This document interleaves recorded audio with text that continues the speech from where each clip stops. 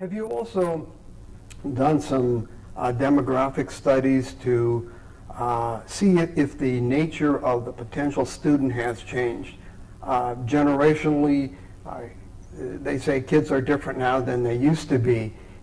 Have you yourself or the company taken it upon yourselves to educate yourselves as to how those changes may affect the profession? Are we dealing with the same kind of kid today or a young person today, for instance, that we dealt with 10 years ago?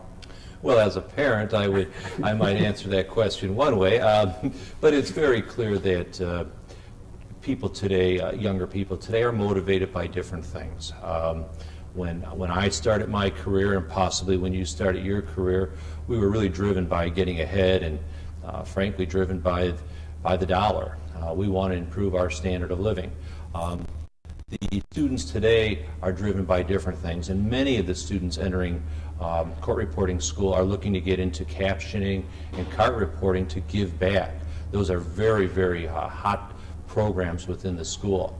Other people like the flexibility. It's a very important aspect of court reporting. So those are some of the things that might have differed a little from the past. I know at one time Stenograph made an effort to develop more of a worldwide business.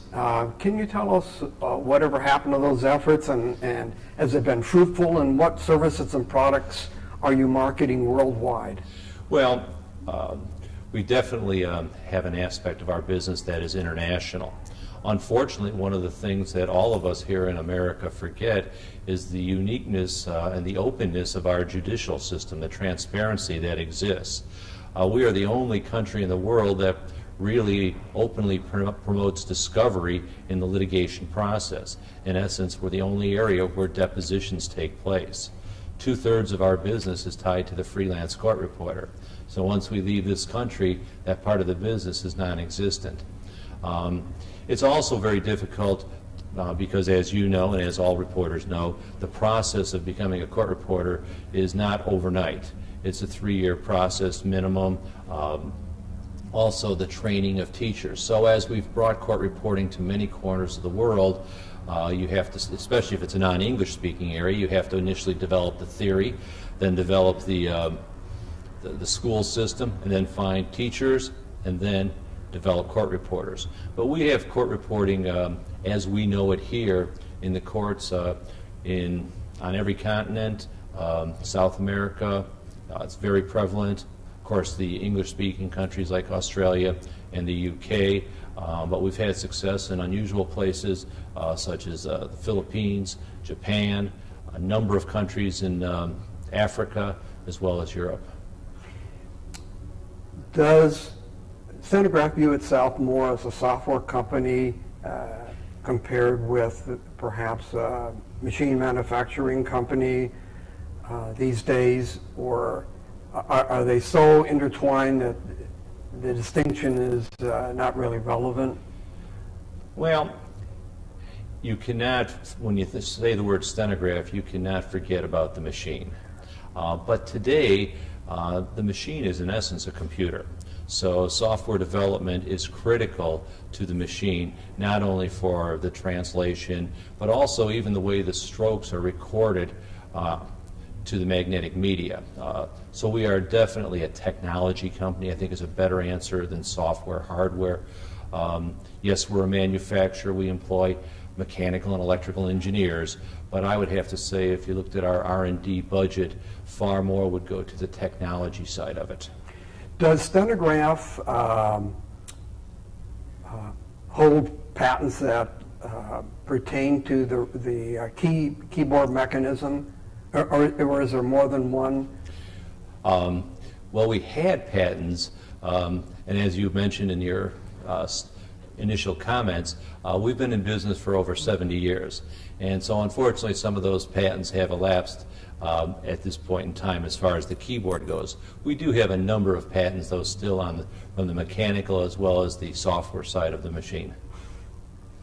One can't help but noticing in going through the exhibit areas, the conventions over certainly the last 5, maybe 10 years, a number of people who have developed CAT software. Has that part of the business being very competitive, you think spurred development? Are we at the point now where any further development is going to be more in the realm of bells and whistles as opposed to substantive? Or where are we in that whole evolution of development of software and in the dueling software battle? Well, the court reporting vendors are somewhat of very similar to technology in general. With the PC, there was an explosion, and if I can remember back to the late 80s, I think when you went into the vendor area, at one time there was 12 to 15 companies trying to sell software. Today there's probably 4 or 5 down there. So there has been a consolidation. Unfortunately, or I should say, I mean, one of the benefits, I should say, of this has been it has pushed companies quicker to bring product to market. The downside of competition is that you have to cut costs. Yes, the reporters benefit from a lower cost product, but I think sometimes as vendors we're forced to cut corners a little bit. Years ago, when you purchased software from Stenograph or from any of the competitors, we flew a trainer to your house and they spent 2 days with you to make sure you knew the software inside and out. Today we can't afford that. It's an option. And so sometimes reporters cheat themselves and don't invest in training and things of that nature. So that's the downside of competition. Moving forward, it's only going to become more of an issue because with the PC arena, people don't buy new software on a regular basis. Companies such as Stenograph and our competitors continually upgrade their products. So we are getting to a point, I wouldn't call it saturation, but we do have a shrinking market.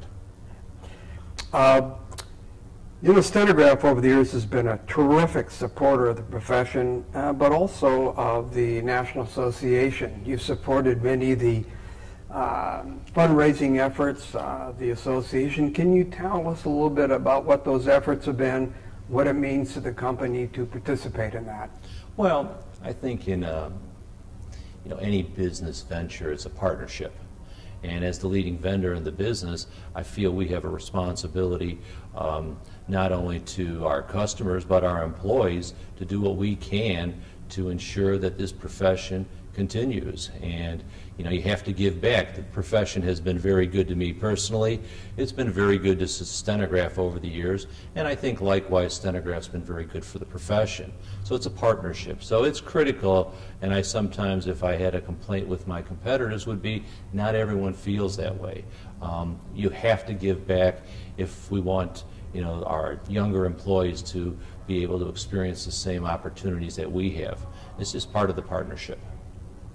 Finally, tell us something we don't know about Stenograph. What would shock or surprise somebody?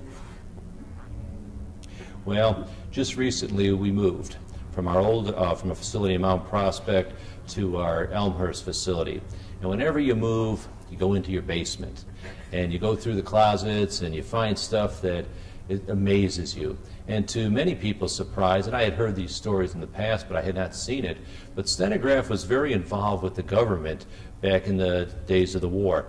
You mentioned that we had to suspend manufacturing, but we still worked with the government, and we were involved with some equipment that was used for working, I guess with the, not the CIA at the time, but working in decoding Russian messages. And we came up with these decoders, and we were working very closely at that time with the government. That's fascinating. Well, we want to thank you, John, for taking the time to give us a little perspective on Stenograph's involvement in association affairs and the profession, and we hope you continue to do so.